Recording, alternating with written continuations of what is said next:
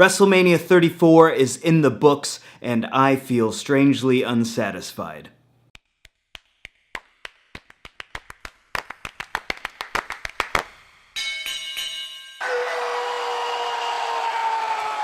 What's up, guys? I am Bernard Boo. This is WrestleBoo, and I just got done watching WrestleMania 34, the biggest wrestling show of the year. And coming into this thing, I thought this had the potential to be one of the greatest WrestleManias of all time, but that was not the case. Considering the uniform excellence of the card on paper, I was surprised that while we did get our fair share of highlights and memorable WrestleMania moments, there were some moments in there that I didn't see coming and left an awful taste in my mouth. Most notably, Brock Lesnar retained his Universal Championship, a move that I didn't see coming and I don't like one bit. And then there was the reveal of Braun Strowman's mystery partner that they've been building up for weeks, which turned out to be a child, a little boy named Nicholas who looked like a very sweet kid, but man, that was ridiculous. There were a few off-putting moments like this throughout the show, but there were some really great moments too. I mean, the show started off really strong. Asuka and Charlotte overachieved, exceeded expectations, and put on an electrifying match that had me riveted from beginning to end. And speaking of exceeding expectations, Ronda Rousey made her big debut in the ring, and she had maybe the slickest debut match I've ever seen. She has no right to be that entertaining in that ring at this embryonic stage of her career.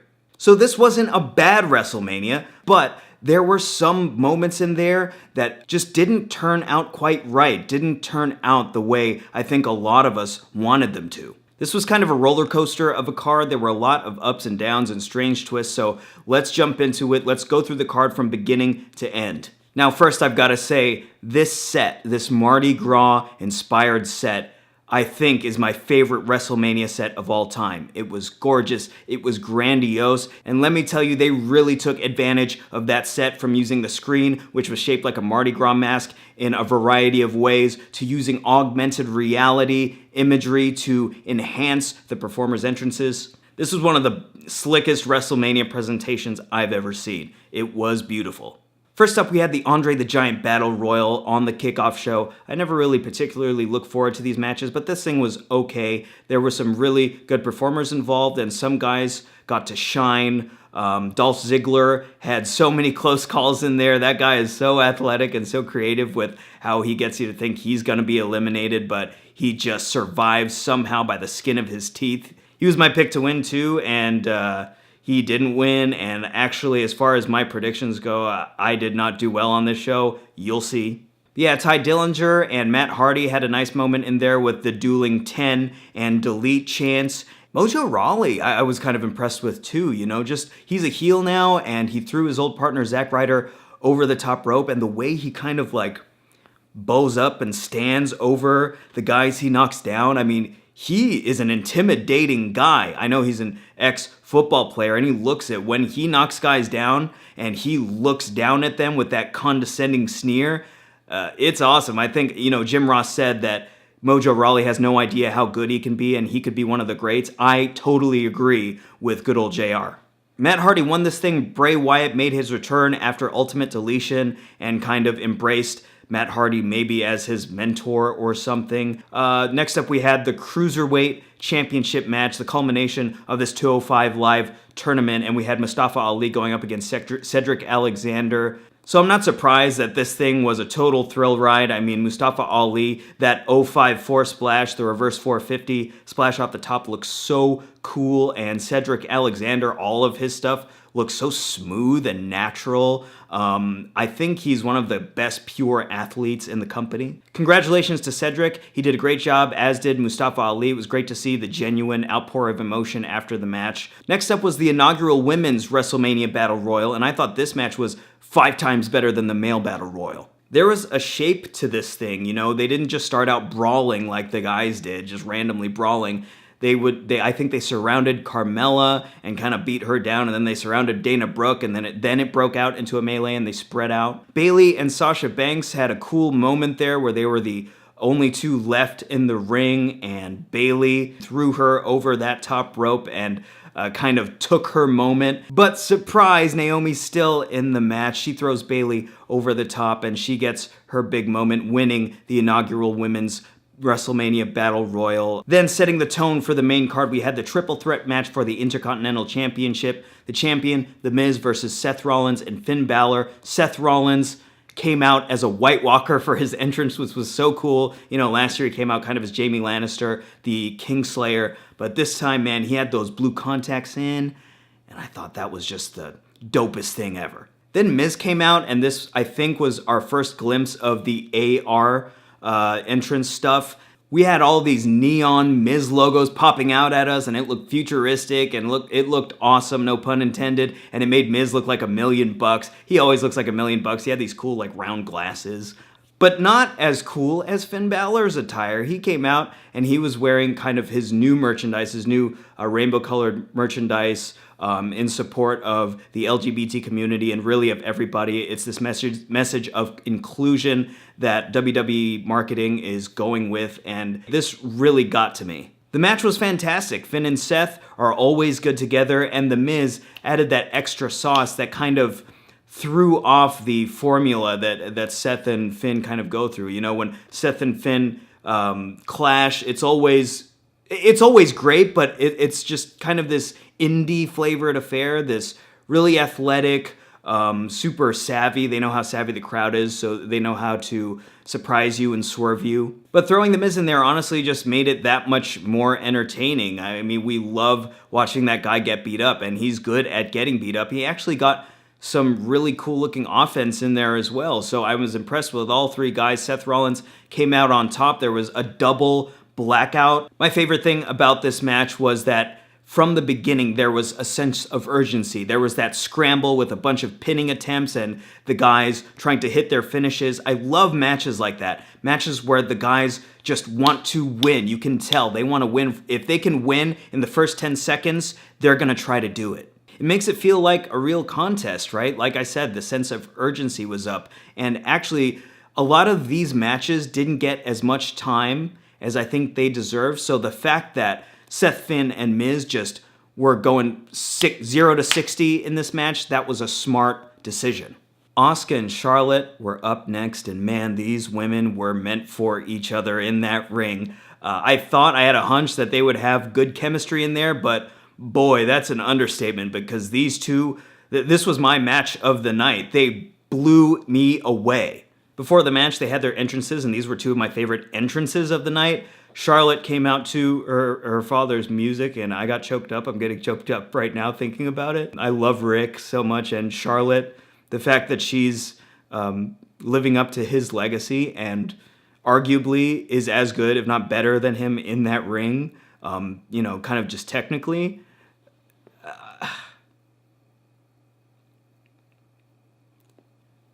It's almost too much for me. I can't express to you how big a fan I am of Charlotte Flair. Then Asuka came out with those AR masks popping out at us. That was super cool too. I mean, I was kind of geeking out. I'm, you know, a 90s video game kid, so the way this thing looked, it reminded me of the first time I saw like Jurassic Park or something. You know, I've seen some AR stuff here and there in my life, but this, the way it was integrated into that beautiful set and these performers coming out, freaking cool. And then the match, I mean, these girls were rolling around in there, pulling out moves I'd never seen before, left and right. The action was snappy. I just loved the way these girls moved in and around each other. The way they were moving and the intensity and precision they were moving, it reminded me of a match from WrestleMania 17, Kurt Angle versus Chris Benoit. And I love Charlotte's attitude as a performer. You can tell that every night, every single night, she's thinking, nobody's having a better match than me. I'm gonna leave it all out there. I'm gonna try new things. If I fail, so be it, but I'm going to be the star of this show. She's gonna main event WrestleMania one day. I guarantee it. My prediction was wrong on this one. I had Asuka winning with Carmella cashing in on her and handing her her first loss, but Charlotte handed her her first loss with the figure eight. After the match, Asuka cut this kind of adorable promo where she said that Charlotte was ready for Asuka, and they hugged, and I could tell it was a genuine hug. But then the first kind of unwelcome surprise of the night came. John Cena had been sitting in the crowd like he said he would as a fan, but while Charlotte Flair was celebrating her victory, a ref runs down to John Cena's seat, it tells him something that we can't hear, and John Cena runs up that ramp to the backstage area to check out what's going on, totally interrupting Asuka and Charlotte Flair's moment. I hated this. Then we had the Fatal 4-Way match for the United States Championship with the champ Randy Orton defending against Rusev, Jinder Mahal, and Bobby Roode. And this was the first prediction I got right. Finally, I was starting to feel like I might not get any of them correct, but Jinder Mahal walked out of there with the United States Championship. I love that. I'm kind of high on Jinder Mahal. This match felt sort of rushed. I'm guessing that it got cut for time, and it really felt that way, while the Intercontinental Championship match had that scramble, had that fast-paced action. This one just felt like truncated. Next up on the show, we had the debuting Ronda Rousey teaming up with Kurt Angle against Stephanie McMahon and Triple H. I got a little teary-eyed with Kurt's entrance. It was the classic Kurt Angle entrance with the fingers and the pyro, just like I wanted. And then Ronda Rousey came out wearing hot pants and a Roddy Piper inspired shirt. I was nervous here because she came out smiling and waving and kind of nervously laughing, and I thought, oh no. The match starts, and immediately I like the concept. I like the approach here. They're keeping Ronda away from Stephanie. That's the idea, right? That's smart because the main point of intrigue for this match was, how's Ronda gonna do? How's she gonna beat up Stephanie? Is she gonna look good in that ring? So they kept us waiting. They kept teasing us. Kurt and Triple H started off the match, I believe, and Ronda was just sitting there. Her face totally changed. Her demeanor totally changed. She looked like a rabid dog ready to get in there and beat up Stephanie or Triple H. She didn't care. She had that mean face, and no one has a meaner face than Ronda Rousey. She's scary. But anyways, eventually, she got her hands on Stephanie and Triple H, and let me tell you, she looked like a pro. She stayed in character, she looked mean, she looked like she wanted to rip Stephanie and Triple H's limbs off the whole time. She threw them around, she picked up Triple H on her shoulders, and what was the most impressive thing about her performance was that she wasn't rushing. She was taking her time. She was selling. She was milking the moment when she finally got a hold of Stephanie's arm. She didn't just try to wrench it out right away. She sat there, she looked at the crowd was coming up, they were getting louder and louder, and she could sense it, so she didn't move. She just kept looking at them. She said, you want this? You want this? And they did. They were eating this up. And Ronda was in there with good company. Kurt Angle looked maybe not as good as he used to, but he still looked really, really good. He was doing those beautiful belly-to-belly suplexes and those German suplexes to Triple H. He's maybe slower than he used to be, but he knows how to adapt. Triple H was fantastic too. I mean, that guy is always in shape. I don't know how he's in such good of shape. He's an Attitude Era wrestler. He started wrestling like in the mid-90s, right? And look at him. Check out WrestleMania 20 and how he looked at WrestleMania 20. This is WrestleMania 34, and look how he looks now compared to then. It's weird.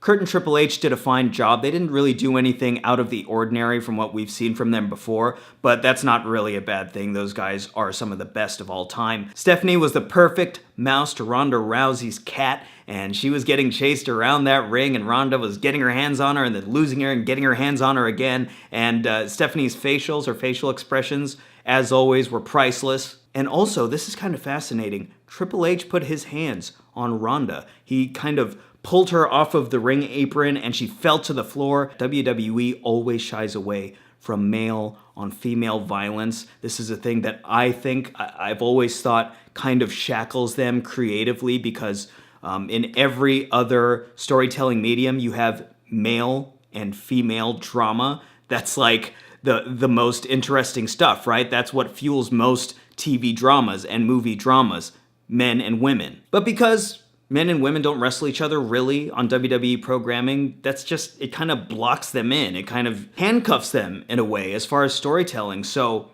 the fact that Triple H and Ronda got physical, I hope this is a door opening to where we can see real equality in wrestling, where we have female characters fighting male characters. This happens in every other medium.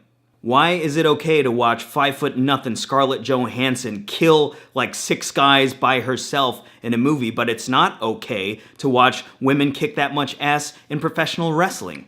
Anyways, that's another video. Ronda Rousey came out with a big win here. She looked better in there than she had any right to. I was happy to see Kurt, and this was just so much fun from beginning to end. This match just flew by. I don't know how long it was, but it felt shorter. This was maybe my second favorite match of the night.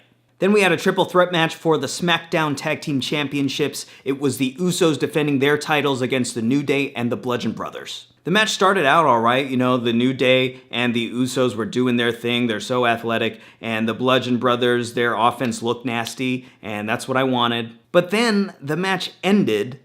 The Bludgeon Brothers won. I know, it probably got cut for time. There were so many matches on this thing, but geez, it was such a disappointment, especially considering all the great matches that New Day and Usos had this past year. Thinking about how good those matches were at those kind of minor pay-per-views, the fact that this dud of a match was on WrestleMania boggles the mind. I'm kind of pissed off about this. This match really took the wind out of my sails. I'm still really reeling from this thing. It was so dumb.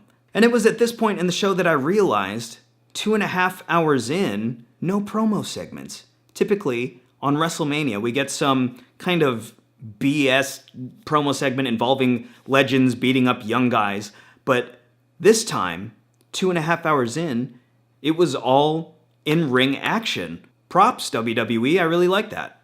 Then we had the first moment in the show where it was kind of a promo segment. It was a promo segment, but it led to in-ring action, so I guess that makes it okay. John Cena's music hit. He came down to the ring with a referee. We all kind of knew in our minds, okay, here's the John Cena and Undertaker match. John looked excited. We were excited. The lights went out. Then I laughed my ass off because it was not The Undertaker. It was the one and only Elias coming out to troll that audience the way only he can.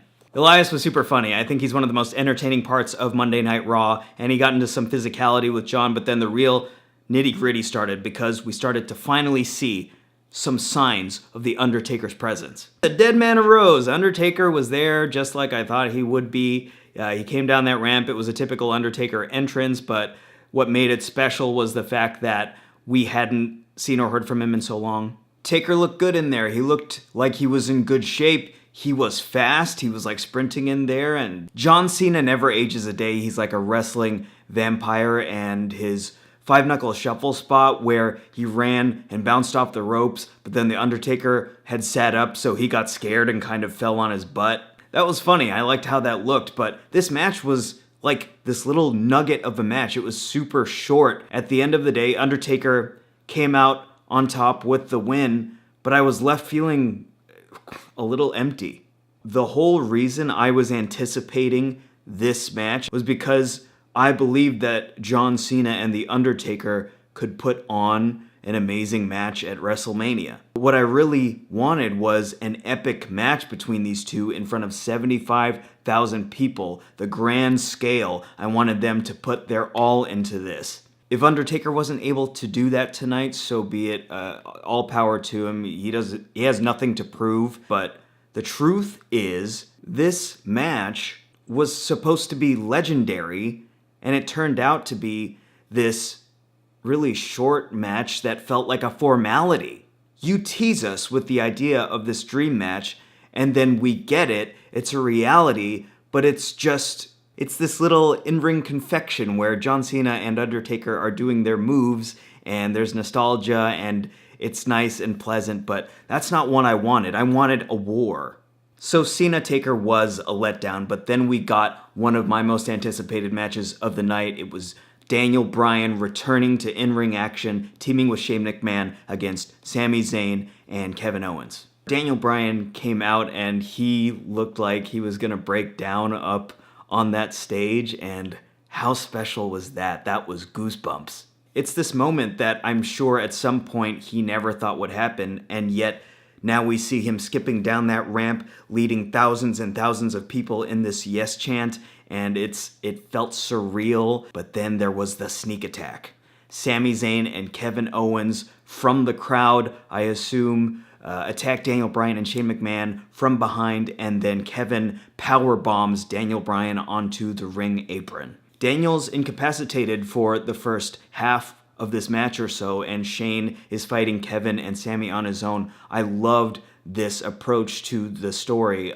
The in-ring action met my expectations. It was exciting. When Daniel Bryan got that hot tag, he was on fire in there. He looked like he hadn't missed a step. Kevin Owens looked good in there. I love the way Sami sold in there. I love how obnoxious his new heel persona is. I predicted that Kevin and Sami would win this thing and win their jobs back on SmackDown Live, but I was wrong. Daniel Bryan got the win. I should have seen this one coming. They're in the same place that he was in at his legendary WrestleMania 30 Yeselmania moment. That night was so special for him. He's back. Of course he's going to win. Again, I'm an idiot. But yeah, great showing for all four men. This match lived up to my expectations. I thought this was well executed from front to back. Up next, we had Alexa Bliss defending her Raw Women's Championship against her former best friend, Nia Jax. On my preview video for WrestleMania 34, I talked about how much I liked this build-up to this match. It was so personal and so relatable.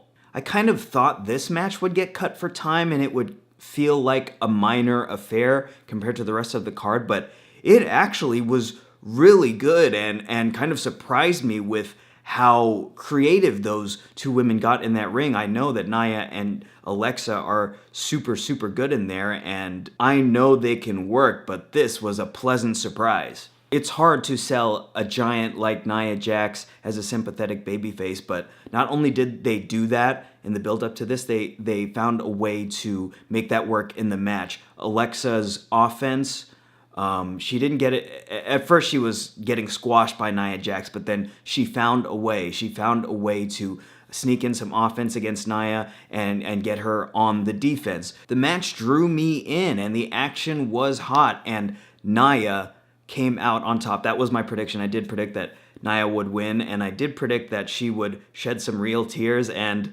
the tears came with the quickness. Right after she won, you could tell that Nia was on cloud nine and she was proud of herself, for real, for a shoot, and so was I. After the Raw Women's title match, I had actually forgotten about this next match. AJ Styles versus Shinsuke Nakamura. There are just so many good matches on this thing. I was inevitably going to forget about one. This was the one. So when I saw the graphic of AJ and Shinsuke on that screen, I said, oh crap, here we go. I forgot about this one. For the first half of the match, the action was more elegant. Like there were a lot of suplexes and kind of beautiful maneuvers. These two, the way they move in the ring is so kind of poetic. But around the halfway point, I was hankering for that strong style, that Japanese strong style. I wanted this to turn into a brawl. I was kind of getting sick of them doing these pretty moves. I wanted something ugly. And then it came. Shinsuke and AJ started exchanging forearms,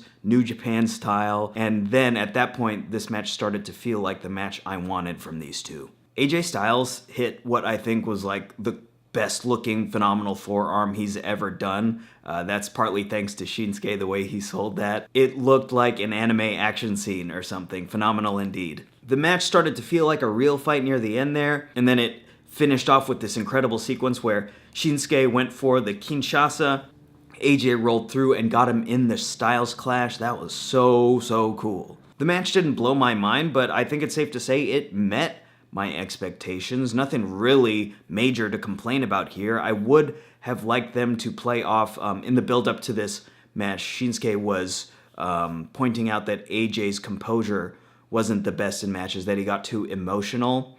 I would have liked them to kind of physically tell that story in this match. Maybe AJ does get a little too emotional and Shinsuke capitalizes, and that is kind of the central story of the match. I would have liked to see that. And after the match, Shinsuke turns heel, hits the low blow on AJ Styles. I loved that because it was unexpected, and I don't know where they're going to go with this, and that's exciting. That heel turn was exactly what that match needed. After the pinfall, again, I felt like there's nothing really to complain about in that match, but I didn't feel like I was over the moon for it.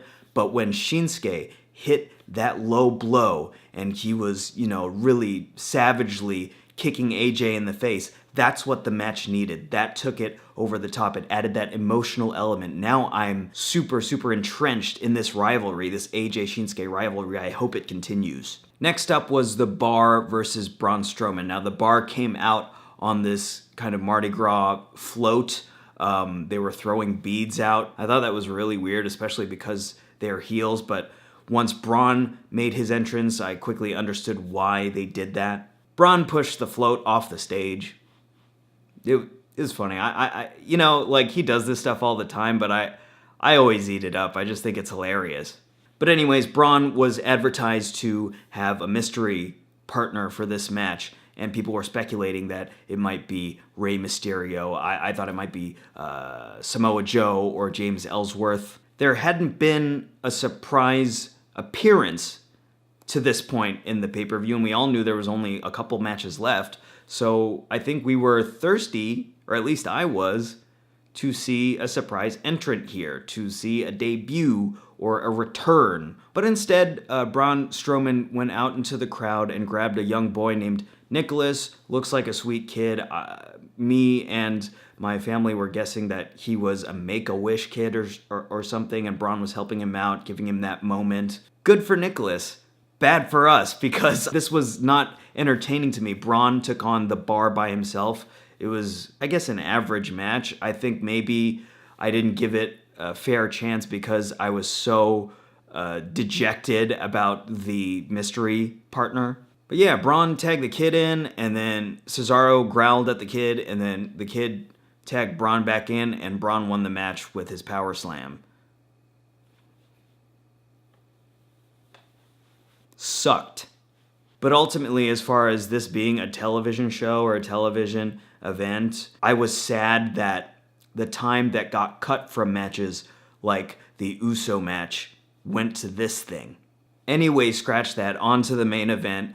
Roman Reigns challenging Brock Lesnar for the Universal title. This thing was a stinker. It felt like a rehash of the WrestleMania 31 match. I wanted that same physicality and brutality from that match, but I also wanted them to bring some new ideas to the table. And I wanted them to do something big. At WrestleMania 31, that match was taken over the top by the fact that Seth Rollins surprised the world and ran down to that ring with that Money in the Bank briefcase. If they're ending the show again, Roman and Brock, tonight, they have to have something planned to top their last match, right? There were some cool moments. Roman Reigns speared Brock into or over a table. That looked sweet. And Brock Lesnar, he hit this knee on Roman Reigns as Roman was going for a spear, and that was fire. But then it was just Brock mauling Roman Reigns with F5s. I don't know how many F5s there were, but there were a ton of German suplexes, a bunch of F5s, and belly-to-belly suplexes. The belly-to-bellies looked scary. Like, Roman almost landed on his head, and at one point, Brock almost belly-to-bellied him into the corner of one of the announce tables. Roman thankfully adjusted and saved himself at the last second. The major problem with this match was that they overestimated Roman Reigns' appeal and the crowd's ability to sympathize with him. Brock is basically mutilating this guy, and I think whoever booked this match thought that the fans would, kind of feel sorry for Roman and, scream, "Get up, Roman, you're our hero." You'd think they'd know better by now. A lot of the fans enjoy booing Roman more than they enjoy cheering Roman. You're not going to get the reaction you're going for.